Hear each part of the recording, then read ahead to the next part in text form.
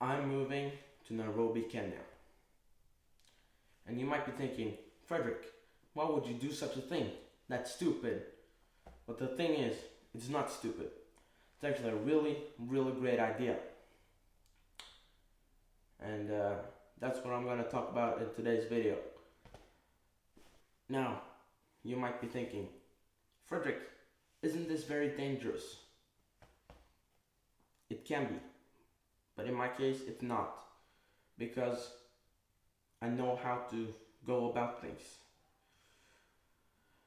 Of course, it's not as safe of a country as Norway, but I would still consider it a very safe country. Because if you're just not stupid, everything is safe. If you just don't walk out on the road with like a phone and flashing everything around, you're completely safe. And you just gotta be aware of your surroundings, you know? In my case, everything is completely safe. There's no risk here. People think that it's like this outlaw land full of outlaws and everybody just steals and everybody's like mad and stuff. But the case is couldn't be any further from the truth. Because Nairobi and Kenya, it's just a beautiful country, and the people there, they're the nicest people. This is kind of a hot take, but in my opinion, they're way nicer than people in Norway. And I would say it's more safe to walk around in Nairobi than there is walking around in some parts of Oslo at night. Now, you might be thinking, Frederick, if you walk in Kibera, you will get robbed. Of course I will. It's one of the biggest slums in the world, or I think, at least in Africa. At least in Africa, yeah. But I don't go in the slums alone, of course not. I'm a white person, I come off as quite rich, and down there you're immediately a target because of that reason. So that's why if you go into the slums or if you go these places, you just have to, especially if you go into the slums, just be protected. If you are, everything is fine, nothing to worry about. So you just gotta be a little smart, not be completely stupid. And another question I've been getting a lot is, Frederick, how will you get water when you're in Kenya and Nairobi? And that is the stupidest question I have ever heard, because there's lots of water there. It's luscious, it's green, it's beautiful, and when you breathe in the air, it's just humid, and frankly, I loved it. But I love it. But back to the water thing. Water is not an issue down there. In northern Kenya, there is a little bit less water. It's quite dry, but in the area I will live, water is not a problem, especially not for me. And it rains a lot. We've got rain seasons down there, and yeah, water is really never a problem in the areas I will live, and where I will be, quite frankly. So that's just a stupid question, and if you ask someone that lives in Africa that question, you really come off as quite a stupid person. And yeah, I wouldn't. That's no good. So just don't ask that question, because you come off as stupid. And you can just go to the local shop and buy water. They have water for sale everywhere. It's just that if you live in northern Kenya, you're very poor, very poor, you might have issues with having water because you can't buy the water, and there's also much less water there. It's quite dry.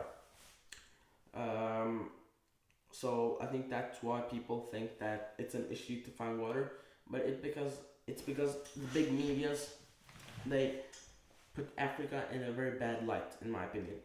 They just show the bad stuff, the slums, the no water, the droughts, the kids that's starving. And don't get me wrong, that is a problem in Africa. But first of all, Africa is a really big continent. It's not a country as some people think. It's a really big continent.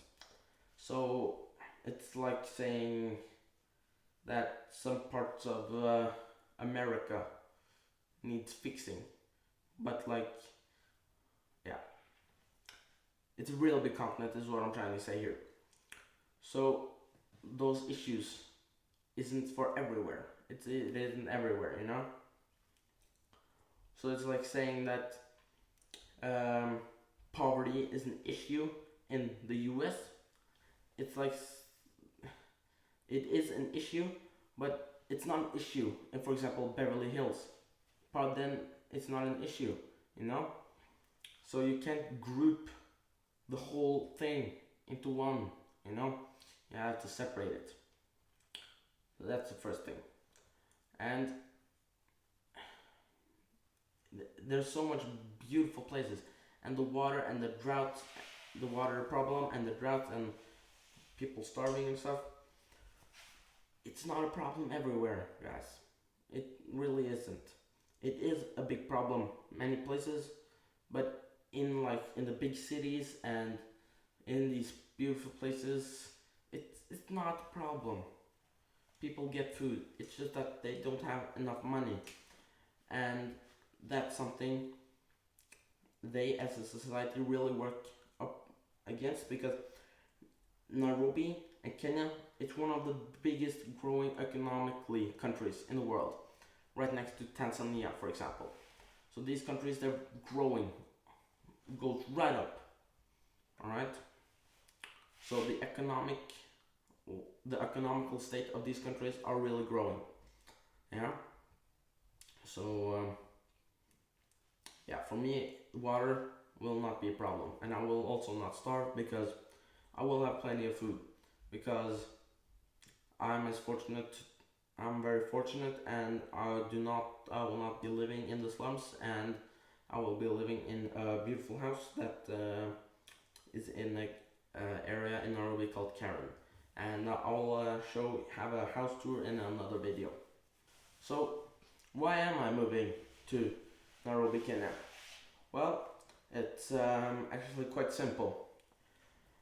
I'm not just moving alone, because I'm only 16 years old. It would be kind of crazy to move all the way down to Nairobi, Kenya alone. I'm just 16 years old. So I'm moving with my whole family, all four of them, my mom, my dad, and my older brother. Now, the reason for all this stuff is because my parents, they have two businesses down there. The main one is they make like cooking ovens. Well, not like ovens, but like cooking stoves for the people that live in the slums, so that they can have clean cooking, and so they don't have to use charcoal, because they live in these small huts where they cook with charcoal, and that's very bad for their health. So the reason me and my family are moving down is so that we can help these people get better and cleaner cooking for what's essentially the same price, or in the long run actually cheaper than buying charcoal and cooking with charcoal every single day. So that's one of the reasons. There are more reasons why I'm moving down. The second reason is, why not? You only live once. Do what you want to do. My older brother, he is 18, he's turning 19, so this is really our last chance to move down there as a whole family, because he's moving out, and it's no fun to move down with just me and my parents. It's like nice to be the whole family when you move down. Yeah, and it's just such an adventure, because as I said, you only live once, you die once, you only have one life, and you gotta use it to the fullest. people my age, they don't do much. They go to school, they go home, and they maybe play some Fortnite. I'm not like that. I'm better than that. And you can be too, if you just live life. Take the initiative. You know? You just gotta get out there. And that's also kind of the point by moving down there. It's just live life, see the world. And as some of you might know, I've lived in Nairobi before, but I was very, very little. I was like 2-3 years old. And I also lived in Tanzania. I remember a little bit more of that because I was like 5, 6, 7 years old. So it's just also because my parents, they want me and my brother to experience living down there as a little bit older, because as I just said, I was very young, and my brother was also quite young when we lived there.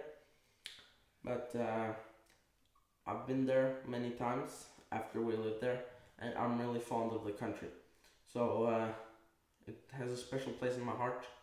So I'm very, very excited to move down there. Now, when I will be living in Kenya for at least 1 year. If I like it there, I might stay for longer. I'll just have to see how it goes. And in that time, I will be filming loads and loads of YouTube videos, adventures. I will go on safari, I will go on sailing trips, I will go into these beautiful places. I will climb Mount Kenya, which is the tallest mountain in Kenya. So if you want to join me on this journey as a Norwegian 16-year-old moving to Kenya, follow along, hit the like and subscribe button, and I'll see you in the next one.